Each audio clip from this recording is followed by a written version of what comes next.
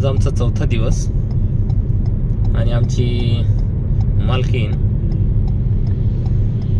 छानपैकी ड्रायव्हिंग करते. आम्ही सध्या नॅशनल हायवेला गाडी चालवतोय सोलापूर धुळेला.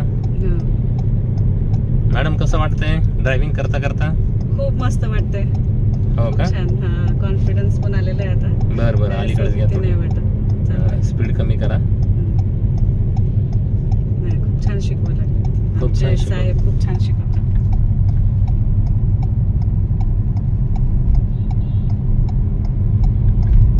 कमी स्पीड. तर बघा सकाळचे 9 वाजत आलेले, 8:30 झालेले आहेत आणि आज चौथा दिवस आहे आमचा.